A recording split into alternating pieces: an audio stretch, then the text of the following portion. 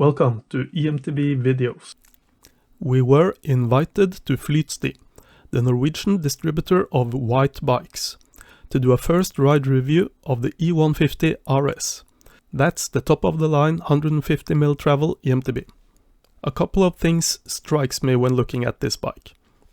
It's so low. With a 330mm bottom bracket height, it really is low. And the way the big 625 Wh battery is implemented adds to the impression. The battery is not easily detachable. First you undo one bolt to remove the plastic cover, then there are more bolts underneath to be undone before the battery can be slided down and out. Pretty similar to the specialized Levo. There are a few advantages to this solution. There's only a small hole at the end of the down tube to access the battery. No big hole running under the down tube that will require additional reinforcement to maintain frame stiffness. So it should save some weight and cost. And perhaps most importantly, it drops the center of gravity. The front of the motor is tilted upwards, making room for the battery in front of it. This makes the bottom of the frame look a bit chunky, and it is a bit of a compromise. The Bosch Performance CX Generation 4 motor was designed to sit horizontally. When tilting it, this edge will stick out and downwards, eating away a bit of ground clearance. And then there's the cable routing. The cable for the gear wire sticks out at about the lowest point, leaving it a bit exposed for smashing or snagging. Being the top of the range model, the E-150 RS is fitted with a lot of high-end kit. The drivetrain is the SRAM X01 Eagle, except for the cassette, which is an 1150 teeth NX. I think going with the cheaper cassette is a good thing. Sure, it's significantly heavier, but it's all steel, so it should be pretty durable. And when it's time to replace it, it's way cheaper buying a 12-speed cassette for the regular splined cassette body. Brakes are the 4-pot SRAM Code R paired with the Guide GE brake levers. Dropper post length will vary between sizes. We rode a size medium and a large, both with 150mm droppers. Tires are 27.5 by 2.5 inches by Maxxis. And finally, it's the suspension.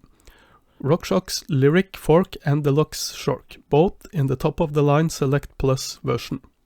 The bike weight is pretty average. Considering the battery implementation, I was hoping the weight would be a tad lower than the 24.2 kilos claimed by Whyte. The test loop started out with a bit of mellow pace on flat trails before entering the first climbs. Going up, we noticed the short chainstays of just 440mm.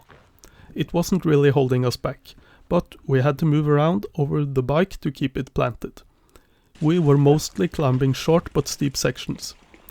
The bike was really quick going up and we were working quite a bit pedaling and navigating the bike.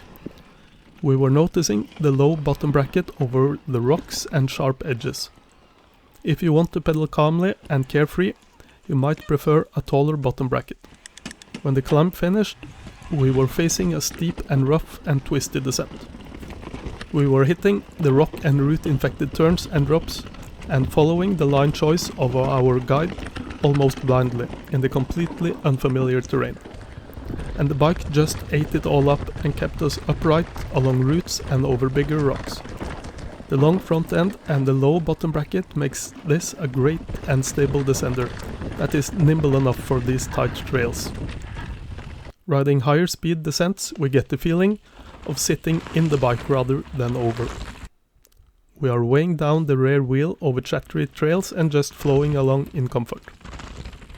A low bottom bracket is just great, I think, and the double down casing on the Maxxis high roller rear tire adds to the composed feeling. It will also flow on the flat trails. Throwing the bike from side to side is easy considering the bike is such a capable descender, but we have to work the bike a bit. It could stand to lose a couple of kilos to handle this kind of riding more effortlessly. Regardless, speed was good on the flat sections too, and we were inspired to work hard to keep the speed and the fun high.